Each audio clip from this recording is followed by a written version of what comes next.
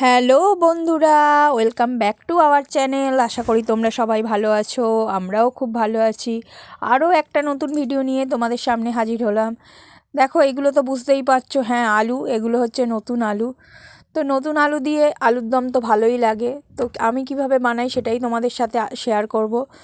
তো নতুন আলু দিয়ে আলুর দম খেতে কার কার ভালো লাগে সেটা আমাকে অবশ্যই জানিও। আমার তো বেশিরভাগ বেশি করে আর কি নতুন আলুর দমটা খেতেই ভালো লাগে।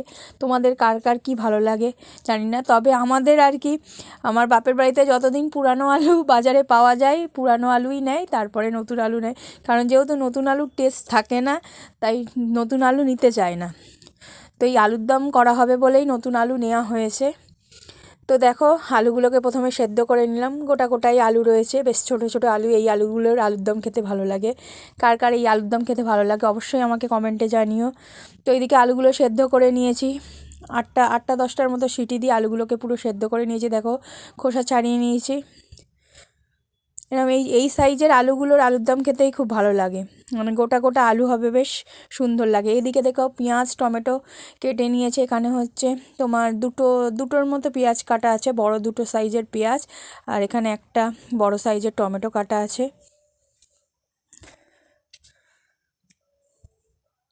তো নতুন আলুর নিরামিষ আলুর দম বলো বা এই পেঁয়াজ টিয়াজ দিয়ে আলুর দম বলো, সবই ভালো লাগে। তো এই প্রথমে কড়াইতে তেল দিলাম। আমি যেভাবে করি, আমার তো জানো আমি একটু শর্টে শর্টাং রান্না করতে বেশি পছন্দ করি। কম সময়ে তাড়াতাড়ি হবে এরকম রান্না করি। তো সেটাই তোমাদের সাথে শেয়ার করলাম। দেখো, তেলে হচ্ছে পেঁয়াজগুলোকে, তেল গরম হওয়ার পর সর্ষের তেল নিয়েছিলাম অবশ্যই। সর্ষের তেল নেওয়ার পর পেঁয়াজ কুচিগুলো দিয়ে দিলাম। তো পেঁয়াজ কুচিগুলো হচ্ছে হালকা লাল লাল হওয়ার পর তোমার হচ্ছে টমেটোগুলোকে দিয়ে দিলাম। টমেটোগুলোকে যদি তোমরা আরও ছোটো ছোটো করতে পারো আরও ভালো হয়। তো পেঁয়াজ আর টমেটো ভালো করে হচ্ছে ভেজে নিচ্ছি। এরপর দেখো, কাঁচা লঙ্কা দিয়ে দিলাম। দুটো কাঁচা লঙ্কাকে তোমার মাঝখান থেকে আর কি ভেঙে নিয়েছি। যদি তোমরা কেউ ঝাল খেতে চাও আরও কাঁচা লঙ্কা দিতে পারো। আমার যেহেতু মেয়ে খাবে, দীপশা খাবে আর কি, আমি ওই জন্য বেশি ঝাল দিই না। সেই জন্য আমরা একটু কমই ঝাল খাই, তাই দুটো কাঁচা লঙ্কা দিলাম। এরপর হলুদ দিয়ে দিলাম।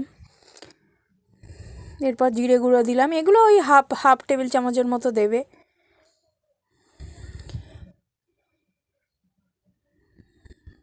এরপর হচ্ছে স্বাদ মতো নুন দিয়ে দিচ্ছি। নুনটা যে যেমন খাও পরিমাণ মতো দিয়ে দেবে।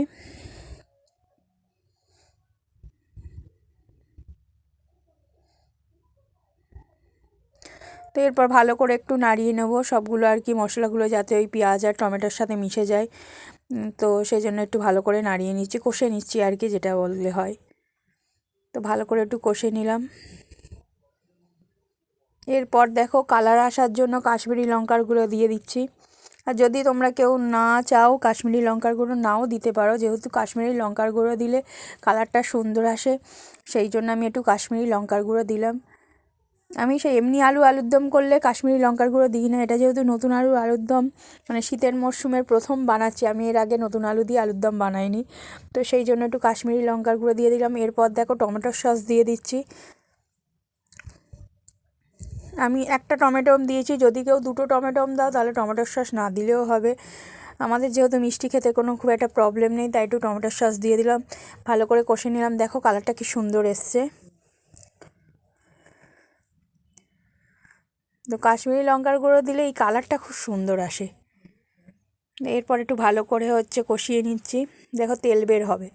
তুমি যত কষাবে তত তেল বার হবে, আর টেস্ট তত ভালো হবে আলুর দমে। কষানোটাই মেন।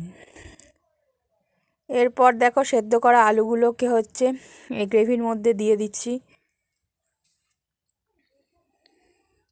এরপর ভালো করে আলুর সাথে মশলাটাকে মাখিয়ে নিলাম। ভালো করে আলুটা মশলাগুলোকে মাখিয়ে নিলাম। বেশিক্ষণ লাগে না, তোমার চটজলদি রান্না হয়ে যায়। আলুটা সেদ্ধ থাকলে আর কিছুই চাই না। আর এই সময় তো ধনেপাতা আমার ভালো লাগে খুব। তোমাদের কার কার ভালো লাগে ধনেপাতা অবশ্যই জানিও। আমি একটু কি বলবো, যেই তরকারিগুলোয় ধনেপাতা দেওয়া যায় দেওয়ার চেষ্টা করি। তো উপর থেকে একটু ধনেপাতা দিয়ে দিলাম। এরপর ভালো করে নাড়ালাম। নাড়িয়ে একটু পরিমাণ মতো জল দিয়ে দিলাম। আর একটু সামান্য চিনি দিয়েছিলাম, চিনির ভিডিওটা তোলা হয়নি, সামান্য পরিমাণ একটু মিষ্টি মিষ্টি হবে বলে চিনি দিয়েছিলাম। আর লাস্টে গরম মশলা দেখো দিয়ে দিচ্ছি, লাস্টে গরম মশলা দিয়ে দিলাম। এবার একটু ফুটলেই মোটামুটি আমার নতুন আলুর দম রেডি। শীতের মরশুমে কার কার খাওয়া হয়ে গেছে আলুর দম নতুন আলুর, অবশ্যই আমাকে জানিও। এই আলুর দমটা পরোটা লুচি এগুলোর সাথে খুব ভালো লাগে, তো আমি এটা বানিয়েছিলাম পরোটার সাথেই খাবো বলে। তো আশা করি ভিডিওটা তোমাদের ভালো লেগেছে, যদি ভালো লেগে থাকে অবশ্যই আমাদের পাশে থেকো আর পুরো ভিডিওটা দেখো। Thank you so much.